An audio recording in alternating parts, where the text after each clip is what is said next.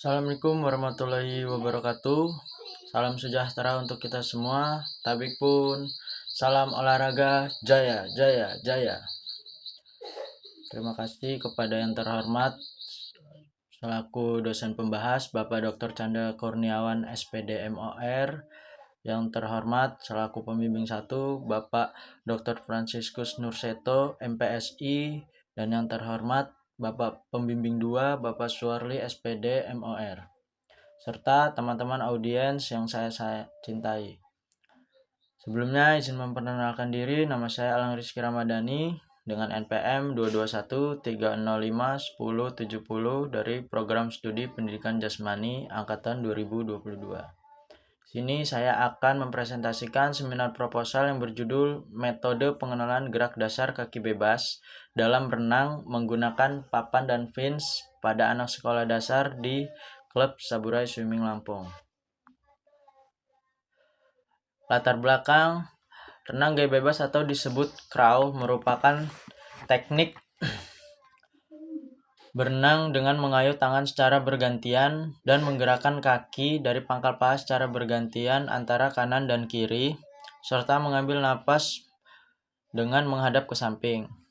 Dalam proses pembentukan gerakan renang yang baik dan benar, tentu dilakukan dengan pengenalan teknik dasar renang.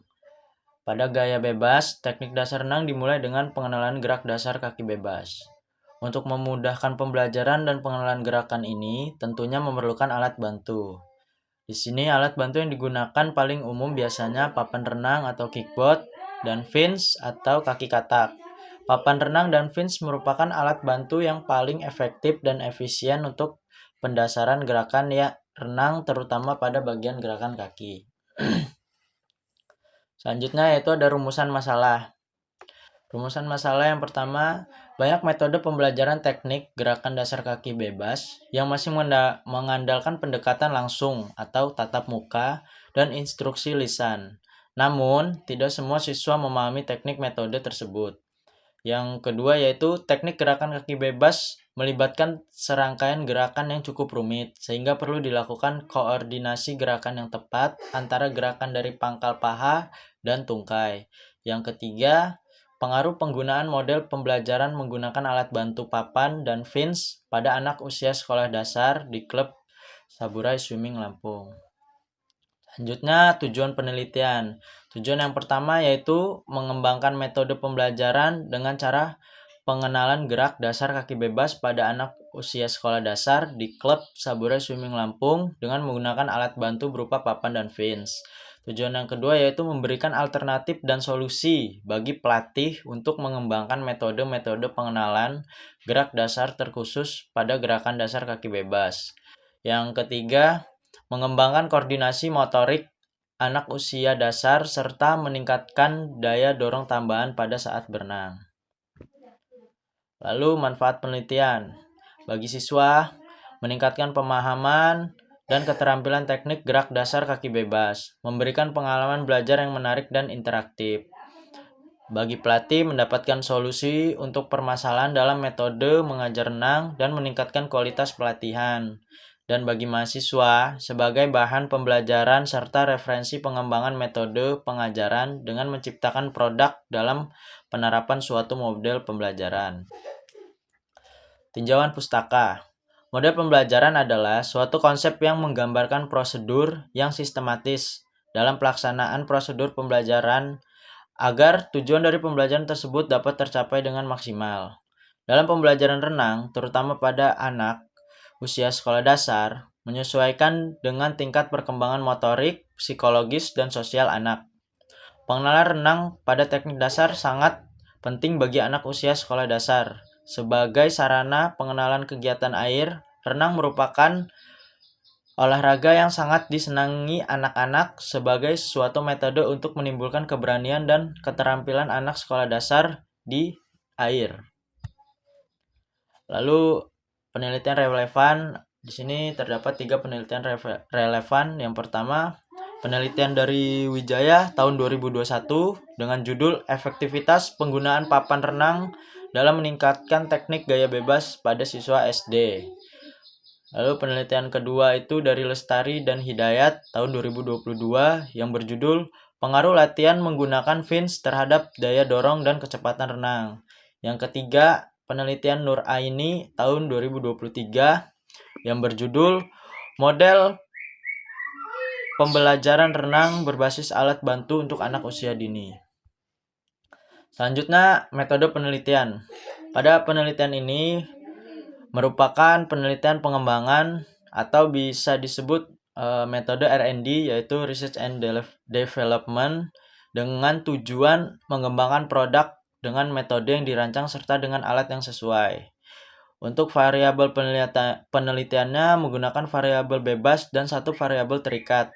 Variabel bebasnya adalah metode pengenalan dan variabel terikatnya kaki G bebas.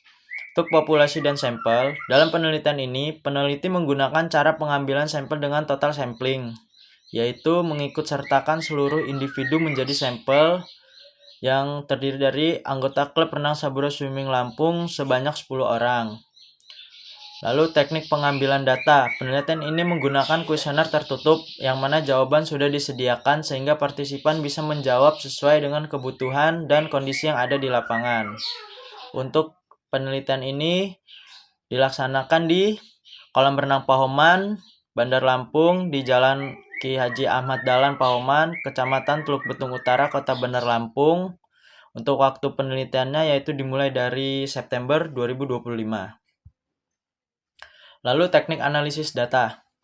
Analisis data dalam penelitian ini teknik pengumpulan data yaitu dengan melakukan analisis terhadap kuesioner yang telah dibagikan ke pihak-pihak terkait lalu dihitung menggunakan skala Likert. Menurut Rensis Likert 1932, skala Likert digunakan untuk mengukur sikap, pendapat, dan persepsi seseorang terhadap suatu hal. Setelah data didapatkan, respon anak pada kuesioner dianalisis kebutuhan dengan persentase terbesar dianggap sebagai kondisi kebutuhan anak pada saat ini. Dalam menganalisis data kuesioner menggunakan skala Likert, menurut Suharsimi Arikunto tahun 2010 halaman 236 memberikan rumus analisis presentase sebagai berikut ini. P sama dengan F per N dikali 100%. P sebagai presentasi, F sebagai frekuensi jawaban yang diperoleh, dan N sebagai jumlah responden. Selanjutnya, kriteria kelayakan produk ditentukan oleh hasil skor rata-rata produk. Jumlah responden 10 anak, jumlah pernyataan 20 pernyataan atau 20 hal di dalam kuesioner. Lalu skor total yaitu skor jawaban dikali jumlah responden. Skor ideal sama dengan jumlah pernyataan dikali skor tertinggi dikali jumlah responden. Lalu untuk presentase skor total dibagi skor ideal dikali 100%. Jadi kesimpulannya untuk mendapatkan skor total yaitu jumlah skor jawaban dikali jumlah responden. Dan nanti untuk mendapatkan skor ideal, jumlah pernyataan dalam satu lembar kuesioner itu dikali dengan skor tertinggi. Nah, dikarenakan ini ada 4 kategori. Yang pertama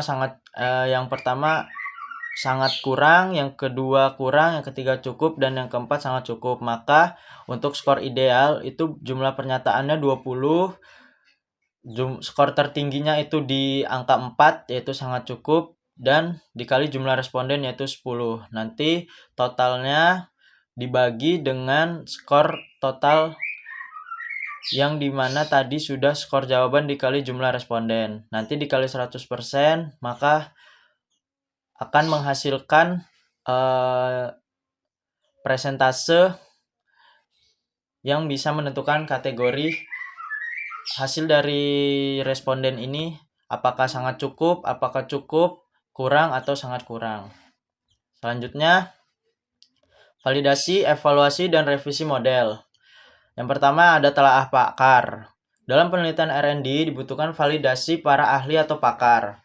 Para ahli atau pakar yang dilibatkan dalam penelitian R&D ini ada 4 ahli, yaitu ahli materi, ahli pembelajaran, ahli bahasa, dan ahli media. terdiri dari untuk ahli materi yaitu materi renang Bapak Muhammad Umarudiansyah Moko Agow, SIKOM MMCA Hydrote. Dan untuk ahli pembelajaran itu Bapak Ramanda Aryo SPD GR. Ahli bahasa itu ada Bapak Eko Mardianto SPD, dan ahli media Bapak Muhammad Malik Diansyah Moko Agow SIKOM. Lalu yang kedua yaitu uji coba kelompok kecil atau small group test. Pelaksanaan uji coba kelompok kecil dilaksanakan dengan 10 anak anggota klub Sabura Swimming Lampung. Sebelum uji coba, anak-anak diberi tes kemampuan gerakan kaki bebas yang dimiliki oleh mereka. Anak melakukan gerakan kaki bebas sesuai metode yang dikembangkan. Lalu, yang ketiga ada revisi. Setelah melaksanakan uji coba kelompok kecil, hasilnya dijadikan sebagai bahan untuk memperbaiki model pengenalan gerak dasar kaki bebas usia sekolah dasar sebelum diuji cobakan di lapangan. Hasil yang dilakukan anak-anak merupakan evaluasi setelah evaluasi para pakar sebelumnya. Selanjutnya, metode pengembangan gerak dasar kaki bebas. Di sini saya menerapkan 5 metode. Metode yang pertama yaitu metode kicking, dryland training. Metode yang kedua yaitu metode wall kicking. Metode yang ketiga metode kicking dengan papan renang. Metode yang keempat metode kicking dengan fins atau kaki katak. Dan metode yang kelima metode kicking menggunakan papan dan fins. Nah, ini untuk dokumentasi 5 metode.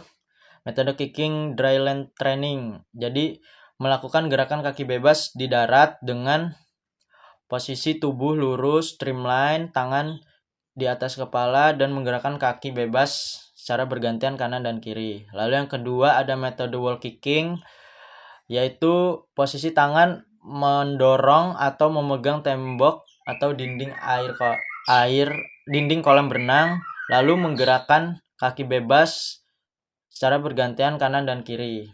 Yang ketiga yaitu metode kicking dengan papan renang. Metode ini dilakukan dengan cara memegang papan dengan posisi tangan lurus, kepala masuk untuk melakukan bubbling atau tiup napas, lalu menggerakkan kaki bebas kanan kiri secara bergantian. Metode yang keempat yaitu metode kicking dengan fins. Metode ini dilakukan dengan tangan lurus ke depan tanpa menggunakan papan dan tidak boleh menekan tangan ke bawah. Lalu menggerakkan kaki kanan dan kiri secara bergantian. Lalu yang kelima, metode dengan papan renang dan fins. Metode ini dilakukan dengan memegang papan renang dan menggunakan fins, melakukan gerakan kaki bebas secara bergantian kanan dan kiri dengan posisi tubuh streamline, serta meniup napas di bawah dan naik ke atas untuk mengambil napas. Terima kasih. Mungkin itu yang bisa dapat saya sampaikan dalam presentasi seminar proposal kali ini. Kepada teman-teman sekalian, saya berterima kasih kepada dosen pembimbing. Saya juga berterima kasih. Mohon maaf jika ada salah kata dan perilaku. Saya akhiri. Wassalamualaikum warahmatullahi wabarakatuh.